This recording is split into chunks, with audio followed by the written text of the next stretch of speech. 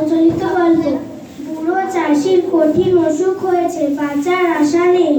এই সময় একমাত্র ছেলেকে ডেকে বলল, ওরে বাপু, আমার দিন ফুরিয়ে এসেছে, যাওয়ার সময় তোমাকে একটা দরকারি কথা বলে যায়। চাষির ছেলে ভারী অলস, অথচ টাকার লোভ তার 16 আনা। তাই ধারণা বাবা অনেক সোনা কোথায় লুকিয়ে রেখেছে।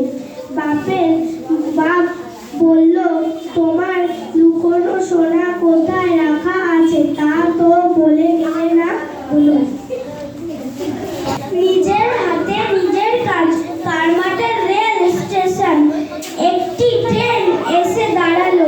ট্রেন থেকে বাঙালি ডাক্তার বাবু নামলেন। তার হাতে একটি ব্যাগ। ব্যাগটি ছোট, কিন্তু মানুষটির সম্মানে যে বড়। ডাক্তার বলে কথা, নিজের হাতে ব্যাগ বইতে হয়তো তার লজ্জা বোধ হয়। তাই তিনি কুলি কুলি বলে চিৎকার শুরু করে দিলেন।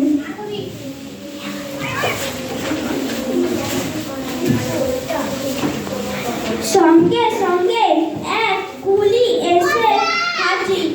কুলি ডাক্তার বাবুর ব্যাগ মাথায় তুলে নিয়ে স্টেশনের বাইরে অপেক্ষার পালকিতে তুলে দিলেন। তারপর সে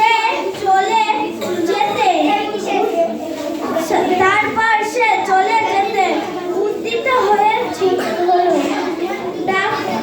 ডাক্তার বাবু উদার মনের মানুষ, তাই তিনি কুলিকে ডাকলেন।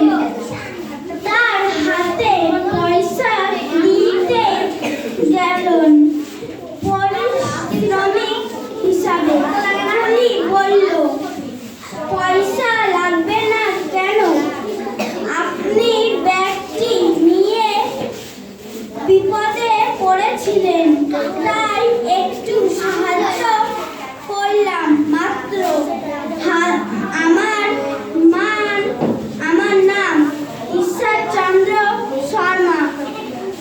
নাম শুনে ডাক্তার বাবু চমৎকার হলেন, চমকে উঠলেন। তিনি অত্যন্ত লজ্জিত হয়ে বললেন, আমাকে ক্ষমা করবেন, আপনাকে আমি চিনতে পারিনি।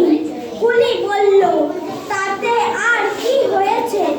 ডাক্তার বাবুর সেদিন উচিত শিক্ষা হলো। তিনি প্রতিজ্ঞা করলেন, আমি আর কখনো নিজের কাজ নিজের হাতে করতে সংকুচিত হব না। ধন্যবাদ। এখন রিডিং করতে আসছে